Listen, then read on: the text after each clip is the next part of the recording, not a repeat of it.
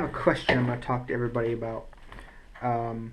As you know, we do ship out a lot of the 250s to retail customers just around the country, as our dealer network's not big enough to supply every state, so we do have to offer that option. Gives people the opportunity to get a fairly low priced 250. And here's what I'll say though, the topic of this is, should you buy a bike in a box? Because I don't ship anything assembled. So if you're not close to Atlanta or close to a dealer, or even if you are close to a dealer, you have the option, should you get a bike in the box? The answer is maybe. How much experience do you have in mechanics? And how patient are you? Are you willing to learn if you have none? When we ship these bikes to dealers, we almost never get anything back about the 250s. When it's set up by an experienced person, they're pretty good to go, easy to assemble, and we have very few problems. We have much more problems from people who get them retail and have never touched a bike, or have never done any mechanics on a bike.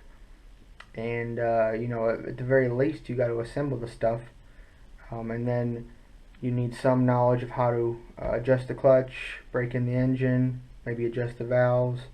So it does take some experience, or some time on the internet figuring out what you need to know. And at this point, there's a lot of videos on YouTube that'll probably get you pretty close if you're new, but definitely make sure you watch them and decide if that's something you're able to do or willing to learn to do. Are these super difficult to put together? No. I usually tell people, if you can replace brakes on a car, you can probably at least do the assembly part. And like I said, there's no instructions in the box, so you do need to have a little bit of a mechanical mind, because there are no instructions in the box. Now once you've done 5, 10 or more, it starts to become kind of repetitive, quick and easy. First time you're probably looking at 3 to 4 hours for assembly.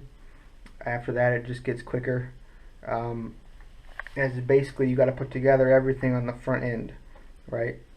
The forks are already assembled, but nothing touching the forks is on. You got to do that yourself, and it's not hard. It just takes a little bit of time, a couple hours. I've had people who buy them and assemble them right where the truck driver dropped it off in the driveway in the yard. They just right then and there, that's when they're assembling it, and they get it done within a couple hours after they get it. So does it take forever? No, it doesn't. Is it super, but is it like 30-minute job? No. The Motomax, these first batch of Motomax are pretty assembled.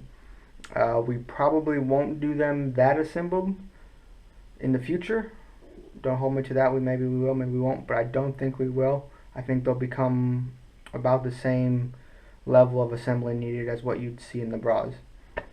That's just for shipping purposes, because the boxes are so big on the Motomax that it's tough to do shipments with other units, and some of these prices on Motomax stuff is ridiculous, and I don't know how high the prices you guys want to start paying for stuff for assembled bikes. But especially if you're far away, the assembled stuff, because of the length and the lack of weight, is why the shipping companies raise the price a lot on the stuff that's assembled, such as the Motomax.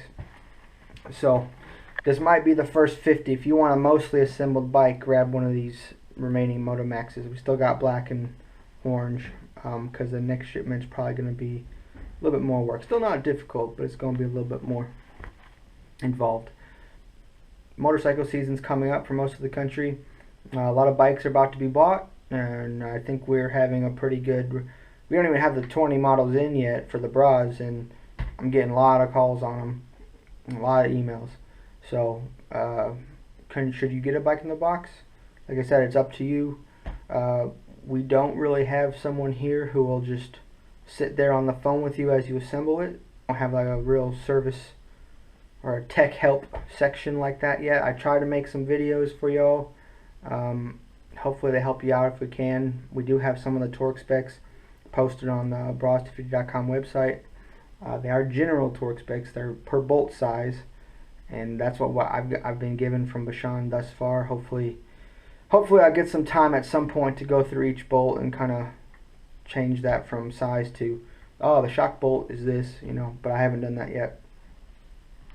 And so yeah, I just wanted to make this video, let everybody know.